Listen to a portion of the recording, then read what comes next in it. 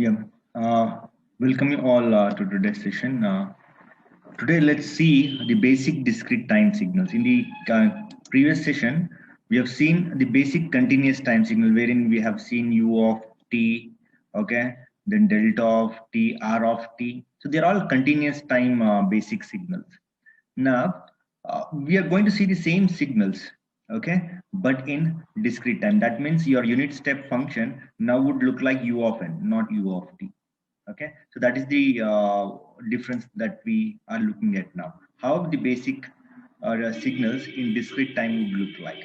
Okay, there will be few differences, not in all the signals, but in few signals, yes, there will be very important differences. Okay, so let's take the first signal, that is unit step function in discrete time. Fine. Now,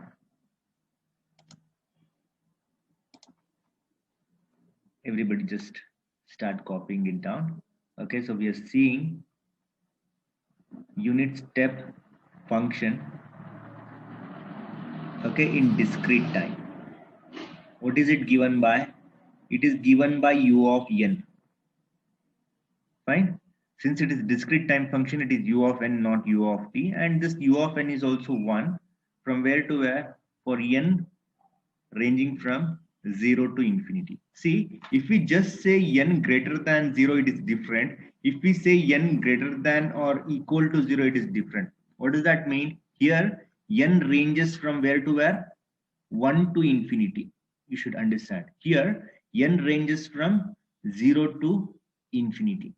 So we need not have to be so careful with this greater than or equal to in continuous time.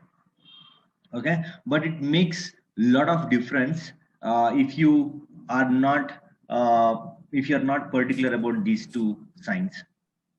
Understand? So you have to say it is n greater than or equal to 0, because starting from 0 to infinity it is 1, okay, and everywhere else it is 0, okay, 0 otherwise. Fine. So how the plot would look like of u of n? So instead of writing it continuous in time, so you'll be writing just the samples existing at integer instance of time, that is n. So n and u of n. U of n versus n is what we are plotting. So these are the samples. Okay, and writing these discrete time signals are time consuming and sometimes tedious also. See here? Fine. So this is what is a discrete time unit step function. It starts at 0 and goes till infinity. So this is u of n. As we saw in continuous time, okay, here also your u of n can have the shifted versions. Fine. So what is u of n minus 4? What is u of n minus 4? Anybody? U of n is shown there. What is u of n minus 4? See, u of n minus 4 is what? Shifting u of n to right by 4 say positions or samples. So that means if u of n is starting at 0, then u of n minus 4 should start at 4. So that means it should shift. 0th sample should now come at sample 4. That means, so this is where your u of n minus 4 would be starting. Okay, the same signal, but it starts from 4. So you'll not have any samples existing at 0, 1, 2, 3, but it starts at 4. So this is what is u of n minus 4. Sorry. Okay. Now, there is a very important difference. Okay. In continuous time, if you see, okay, if I do, everybody just, this is very important difference between continuous time and discrete time. See, it is u of t if I write, okay? So this is how u of t looks like in continuous time, okay? And if I say u of t minus 4, it looks like what? It looks like this. It starts at 4. Till here, there is no difference. This is 1 over that range. This is also 1 over that range. Now, if you perform, I hope everybody is able to see this. Now, if you perform this, everybody just look at this. If you perform u of t minus u of t minus 4, okay? So what is the signal that you are going to have here? Can anybody tell me that? Here you are subtracting this signal u of t minus 4 from u of t. So that means you will have a signal which is 1, okay, existing from 1 to 4. Sorry, 0 to 4. It is 1 from 0 to 4. But if you do, everybody understand, in continuous time, if I subtract u of t minus 4 from u of t, okay, the resulting signal would range from 0 to 4, okay? But similarly, if you perform u of n minus u of n minus 4, see the difference, okay? This is very important, okay? U of n minus u of n minus 4, suppose if you're doing. So this is the first signal u of n. This is the second signal, that is u of n minus 4. The third signal that we are plotting here is first minus second. So how is this going to look like? Now, from where to where this would range is what I am interested in. See, at 0 you have a sample here, so at 0 you don't have a sample here, so the sample would retain sample 1 minus 0 sample, okay? No sample would give you the same sample at 0. At 1 also you'll have the same sample. At 2 also you'll have the same sample, because here you're not having any signals from 0 to 3, okay?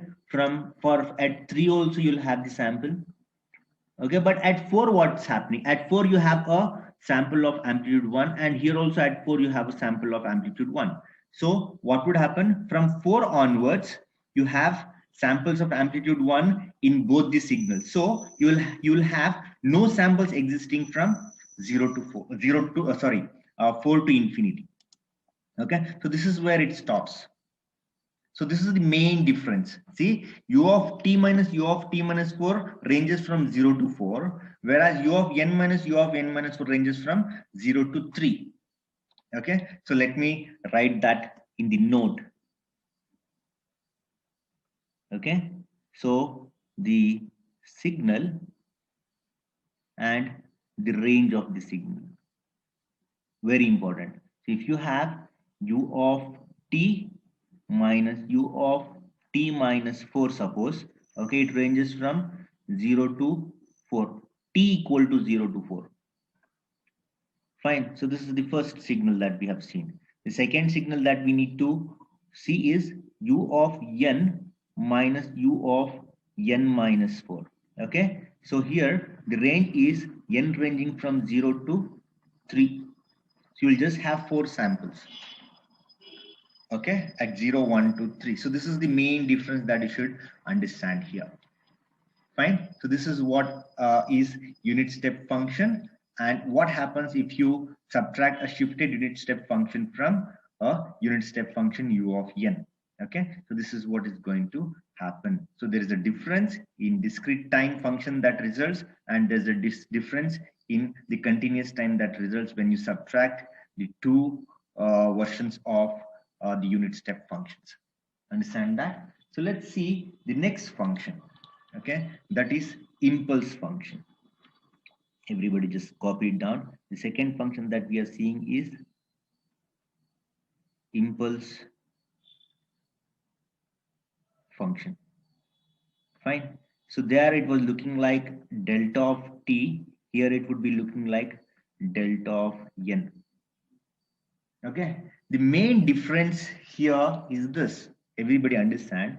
Delta of n here can be described or defined as it's 1, where at n equal to 0 and 0 at n not equal to 0. Here we are not talking about the what?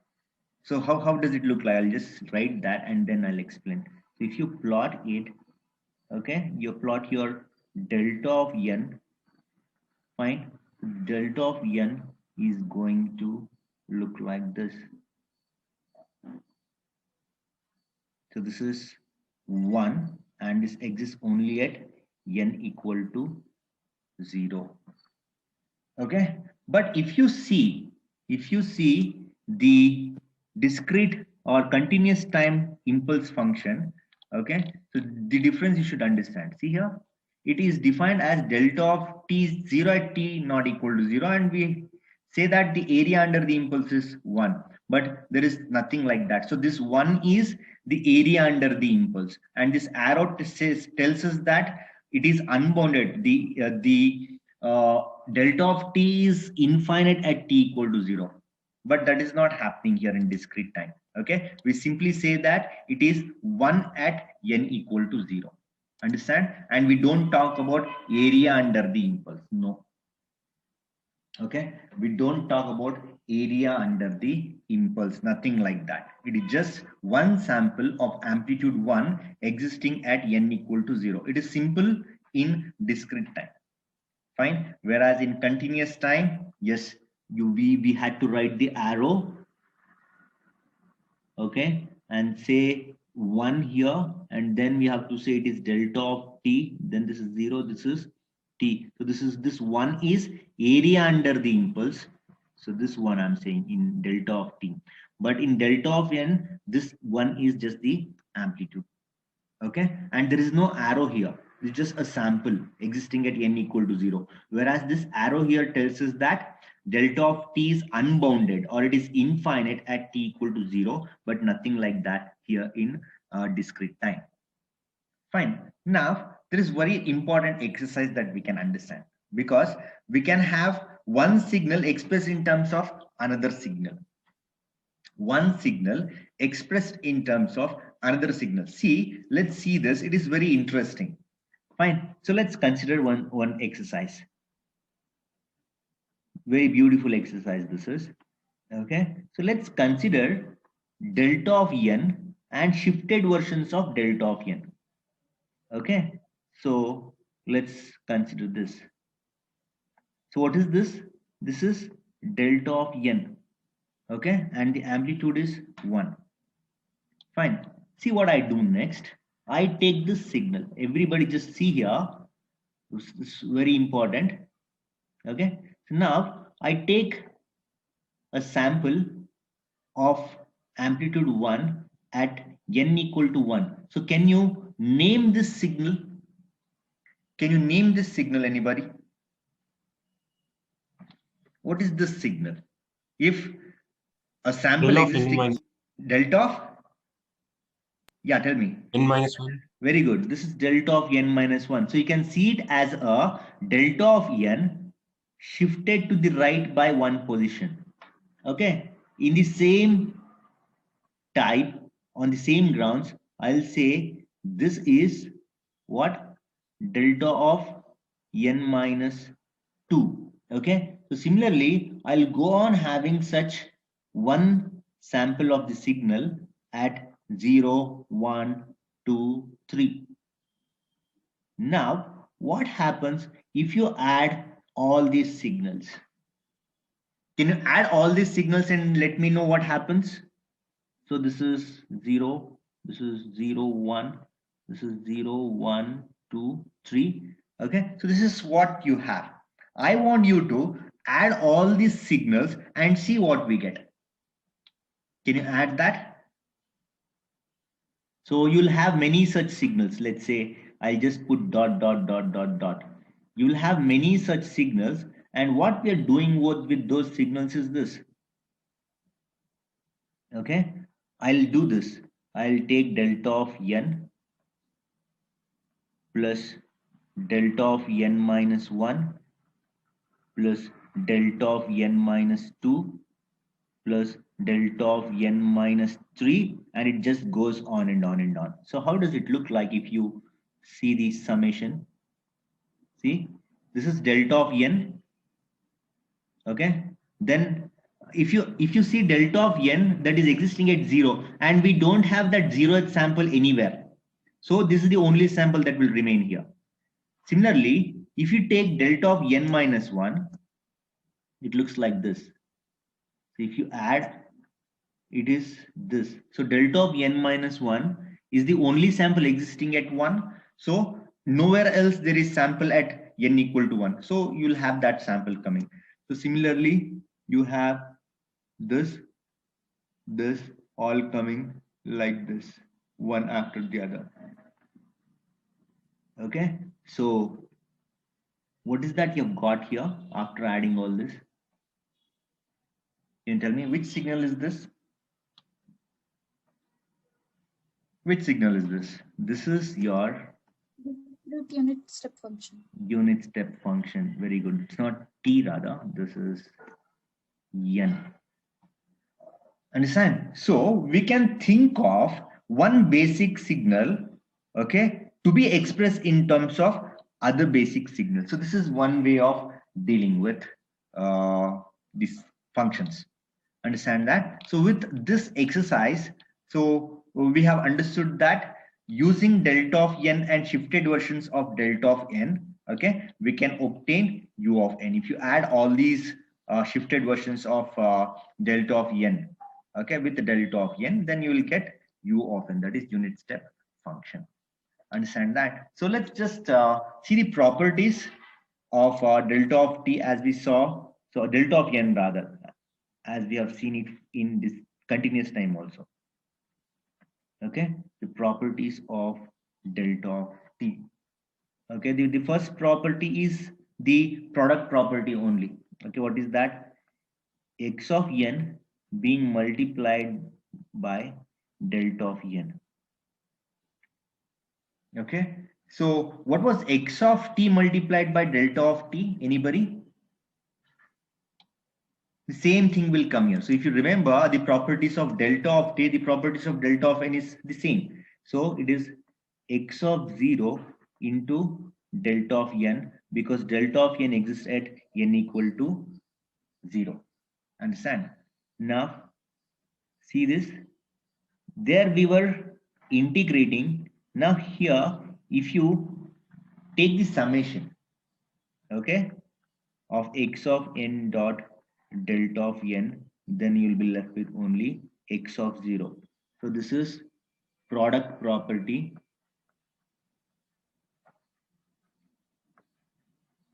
Okay, so this is shifting, is IFT, shifting property. Understand that? So on the similar grounds, so with respect to these two, so see if you can tell me this. The third property that we can see is, let's take this, x of n into delta of n minus n naught. So what is this going to be? So with respect to the first property, you can say what is this going to be? If x of n into delta of n is x of 0 into delta of n, okay, what is this supposed to be? Anybody? X of n naught. X of n naught. Yeah, minus n naught. it's x of n naught because delta of n minus n naught is existing at n equal to n naught. Understand that? Now similarly, if you go here, okay, so if you take the summation of this ranging from minus infinity to plus infinity, x of n delta of n minus n naught, you're supposed to get x of n naught, just one sample of x of n naught. Understand that? And the fifth property we can add to this list is what? If you add delta of n plus delta of n minus 1 plus delta of n minus 2, okay, plus like this. So So what you're going to get? We are going to get u of n. Okay, so what we can say, therefore, we can say that u of n can be obtained by adding. By adding means it is by summing up. Okay, samples ranging from 0 to infinity, u of n minus k, where k will take the values ranging from 0 to infinity. So it would be, if k is 0, it would be, sorry, what mistake I've done here? Can you just tell me? There is a mistake that I've done. It's not u of n minus k. It is delta of n minus k. Okay. So here, if k is 0, it is delta of n, plus if k is 1, if it is delta of n minus 1. If k is 2, it is delta of n minus 2, plus, these are all plus addition of those shifted versions of delta of n. Understand that? So this is an important property of delta of n. No, this will not happen in continuous time. Okay, so the next signal that we can see here, the list is limited here. In continuous time, the list went on with some more properties. Okay, but here the list is limited because we don't have the product property. Okay, and we are not going with this time scale property also here. Understand? Because time scaling is not what advisable for discrete time signals, because we'll be losing some samples. Okay, so, and we don't talk about this area under the impulse. Fine. So because of that, in the list of properties, the properties are less here in discrete time. Is that okay with you? Let's go with the third function. Fine. So that is, which one is that? That is the third that we have seen is ramp. Okay. Third one, unit ramp we should write.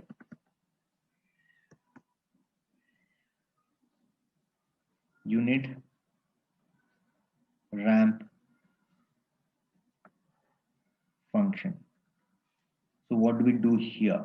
So it's very similar to what we have seen in continuous time. So it is r of n. Fine. So it is r of n for n. It's n for n greater than or equal to 0, and it is 0 for n less than 0. Very similar to what we have done there, but here you need to be really careful. It's greater than or equal to, we have to write. Fine. Or if you have to write this in terms of u of n, then we can write it as r of n equal to n into u of n. Fine. So the same way, there we wrote it as, there we could write it as t into u of t in continuous time. Here it is n into u of n, because u of n is 1 everywhere from 0 to infinity. So u of n here tells us the range of n. So it's r of n is n from 0 to infinity, because u of n is 1 from 0 to infinity. So that is the idea. Fine. So how the sketch of the signal would look like if it is so, is what we need to look at now. Fine. Everybody just sketch this. So let's have the y-axis and the x-axis.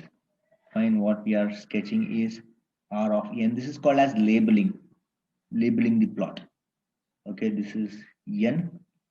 So since r of n is n for n greater than or equal to 0, at 0 you have 0th sample. At 1 you have a sample of amplitude 1.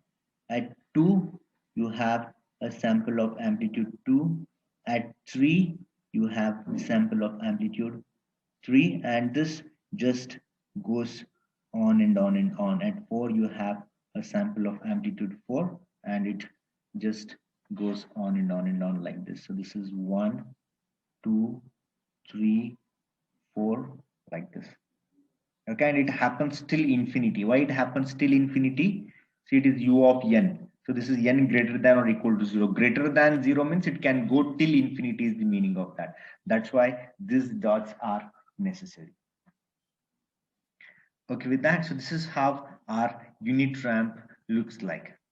Fine, and if you join all this, the slope of that line would be 1. So that's why it can be called as unit ramp in discrete time. Understand that? So let's take exponential signal now as the fourth signal. Everybody just copy down the fourth one.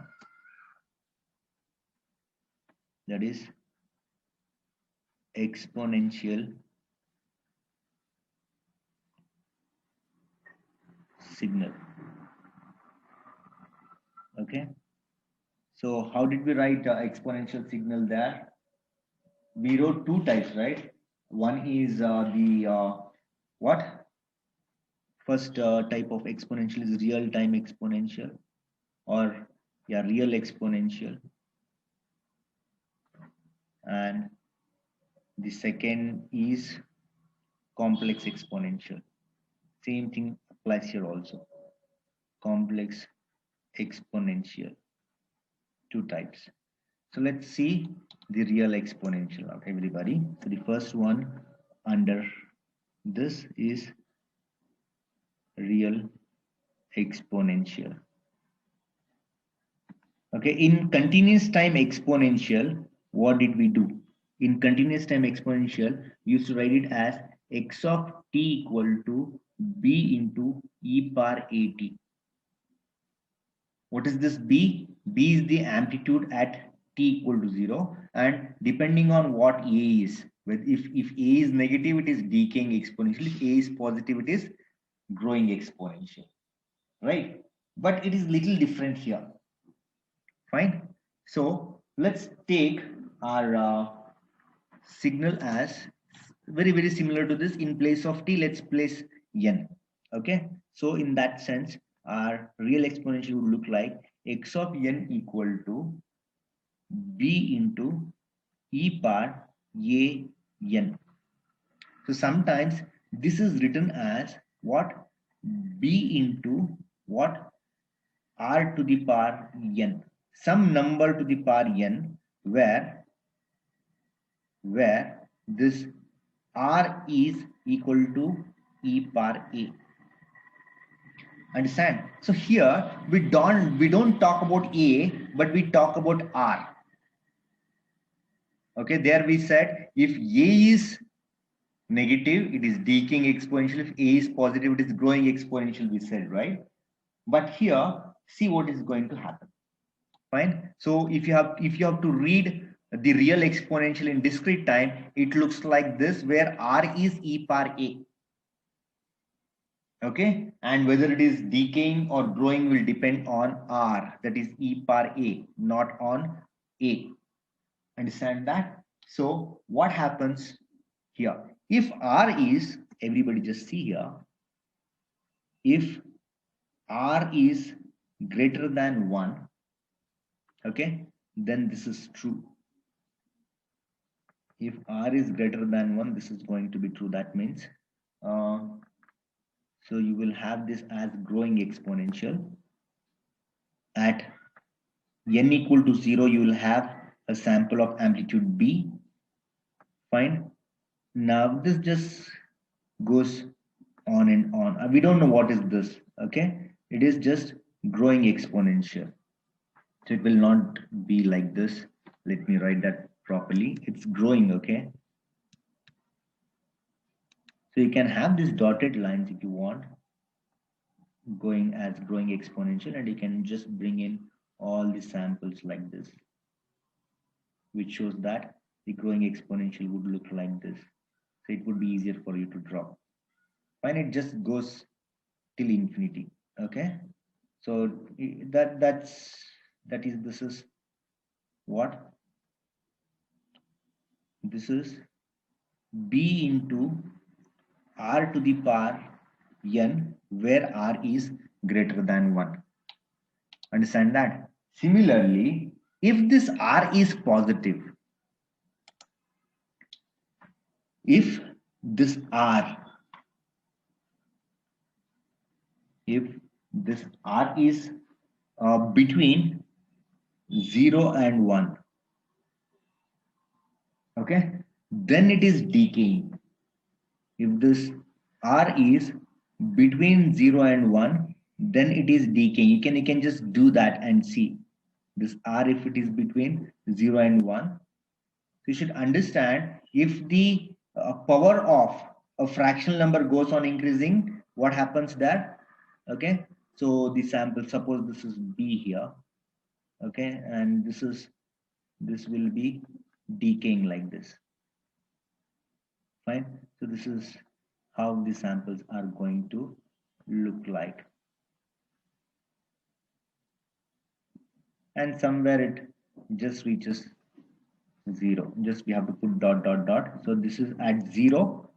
So the amplitude will be having the sample of amplitude, sorry, the sample will be of amplitude B at n equal to 0. Okay, and it would be decaying from there on because the value of R is from 0 to 1. So suppose R is between 0 to 1 means it's 0.5 to the power 0. What is it? It is 1. So this would be B would be 1. So 0.5 to the power 1. So it would be 0.5. 0.5 to the power 2. Then it would be point what 25? Yeah. Then if it is 0.5 to the power 3, it is 0.125. So this is what is happening here. This is what is it is decreasing. So if R is between 0 and 1, if it is greater than 0 and less than 1, we'll have decreasing samples for increasing powers. But if R is greater than 1, if it is 2 or 3, if it is 2, it's 1 at 0 at 0, then it is 2 at 1, then it is 4 at 2, 16 at 3. So it just goes on increasing exponentially. So that is what is the meaning of it. Fine. So these two, if you remember, this is sufficient. So we don't go for negative n. So what happens if it is negative? Okay, so that will be interesting if you just see, but that will not give you any useful results. But if you're curious enough to see, you can see that. But these two ranges you should understand. If it is greater than 1, then it is growing exponential. If it is a value which is between 0 and 1, okay, then it is decaying exponentials. So this is as far as the real exponential is concerned. Okay, so let's see what is this supposed to be if we have a complex exponential. Okay, so let's see the complex exponential now.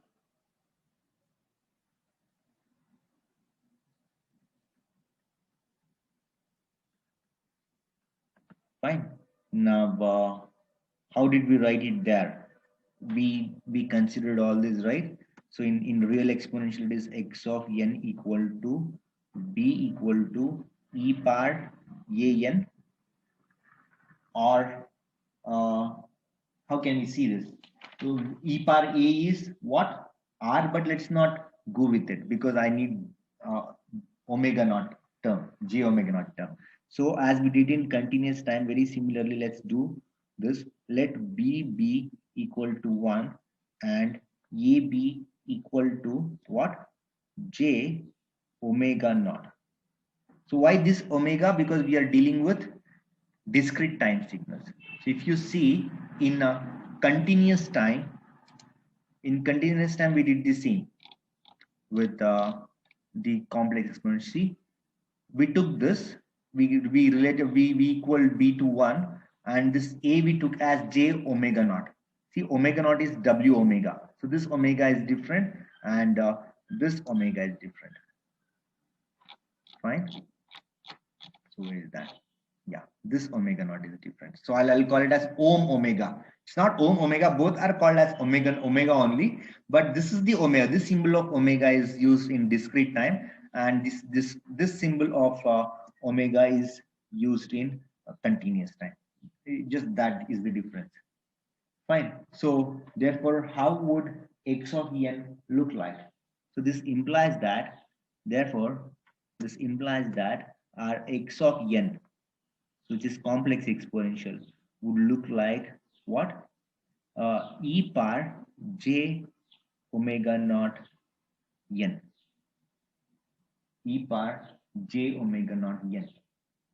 Okay, and what statement had we said regarding the continuous time exponential? Anybody? Can you go there and see what statement had we made regarding the continuous time exponential? See, all continuous time complex exponentials is always periodic with fundamental period t equal to 2 pi by omega naught seconds. Okay, and the similar statement holds good for the discrete time also. What is that? Okay, the discrete time complex exponential. So we can say that the discrete time complex exponential is periodic with fundamental period n equal to, it's 2 pi by this omega naught. This is what one should understand. So we need to prove this. We need to prove this as we proved that in what? Discrete continuous time signal. Understand that? So let's prove that now. So the proof.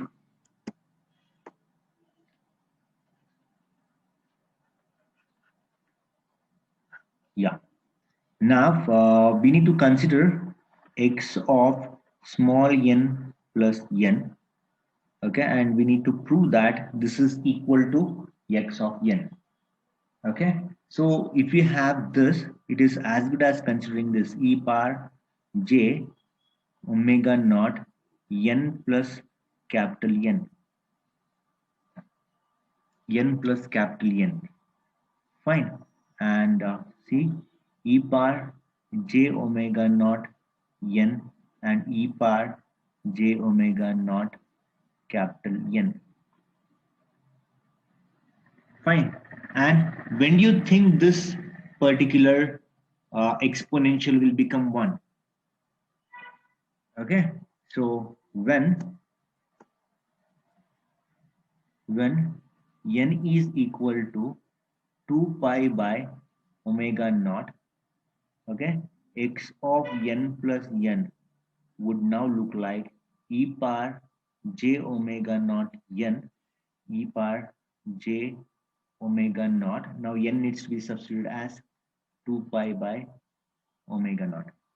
So further, how does it look like? The first exponential, let us keep as it is, e power j omega naught n. But see what happens with the second exponential. It happens to this omega naught, and omega naught goes off because you have omega naught in numerator and denominator. You'll have this as 2 pi. Okay, and we know e power j 2 pi. We know that e power j 2 pi is actually 1. Okay, so this particular exponential is actually unity. So what happens? What happens? X of n plus n would be now equal to e power j omega naught n, and that is actually your x of n. So this is how we can prove that the discrete time complex exponential is periodic with fundamental period. What? Omega naught equal to 2 pi by omega naught. Okay, the same statement we need to repeat here. Fine. So let's bring that here and say, therefore the discrete time exponential is what? I did something happened there.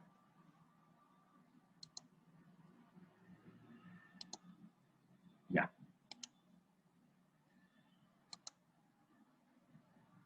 Okay, so therefore the discrete time exponential is periodic with fundamental period equal to fundamental period n equal to 2 pi by omega naught. Okay, see this n equal to 2 pi by omega naught, if you write, this implies that omega naught is actually what? 2 pi by n, or we can write this as 2 pi into m by n. M could be, m is 1 in this case, it could be any integer. Okay, so in that sense, what we can say, okay, also it implies also for periodic signals, therefore we can say, therefore also for periodic signals, omega naught is what? Rational multiple of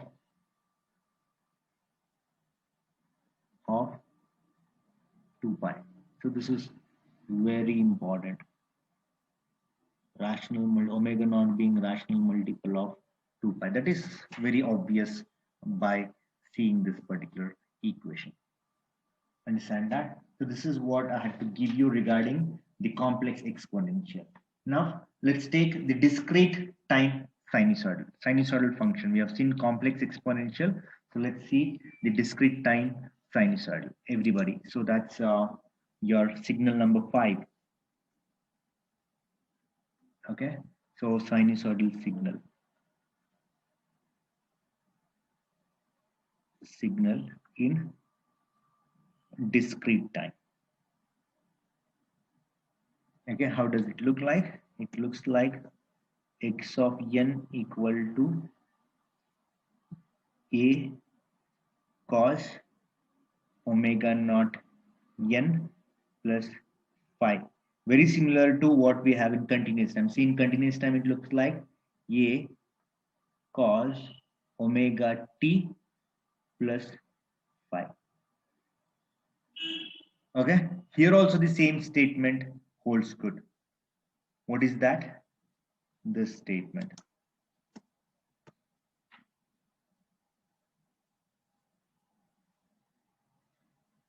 So whatever we said regarding the complex exponential, discrete time complex exponential. Okay, so the same statement is true for sinusoidal also.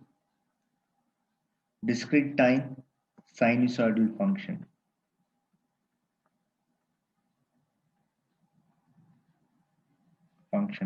is periodic with fundamental period n equal to 2 pi by omega naught seconds. Understand that? So this is something that we should understand. Okay, now let's I'm not going with the proof of this. This is quite simple. Let's take some examples and see of discrete time. Okay, for example, let's take example for this. For example, x of n cos pi n by 4. Okay, what is cos pi n by 4? What is here? If you're comparing with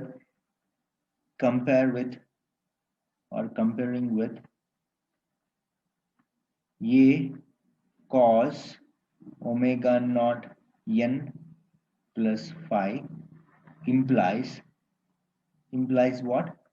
A is 1, but not of importance to me in this test of periodicity.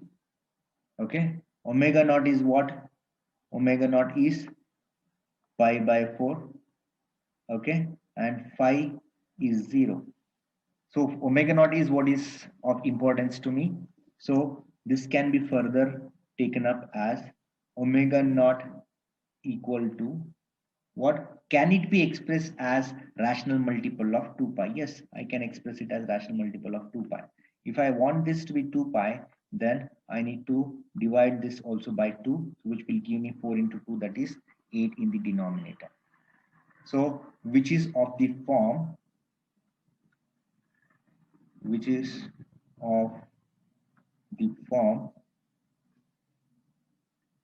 n omega naught equal to 2 pi into m by n naught,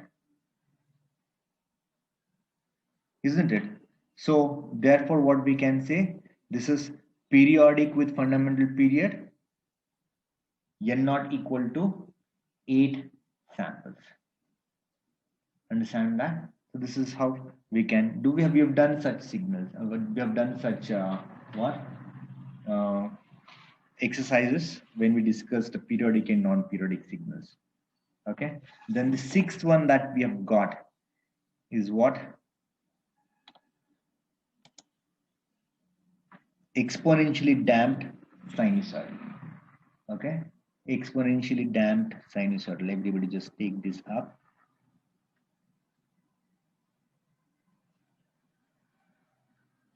Damped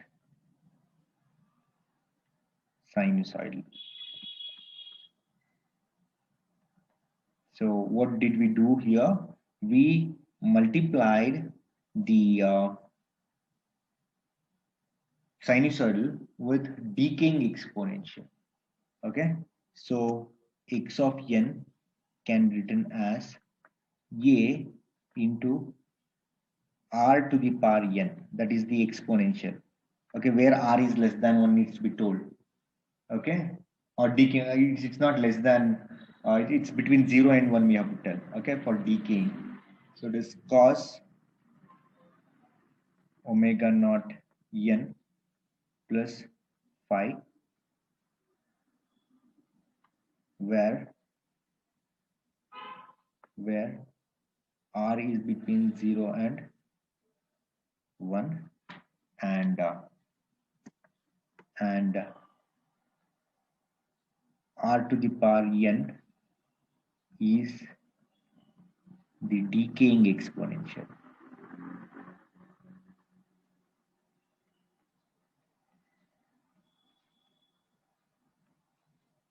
Understand? So r is between 0 and 1, and that r to the power n is what? If r is between 0 and 1, r to the power n is decaying exponential in discrete time. Understand that point? Okay. And we have pulse signals. Pulse signals, they're not very important in discrete time.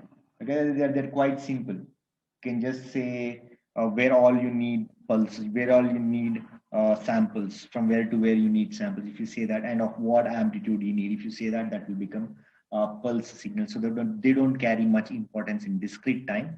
Okay, but this is very important thing that you should remember here is, see the exponentials, how the decaying exponential look like. So r to the power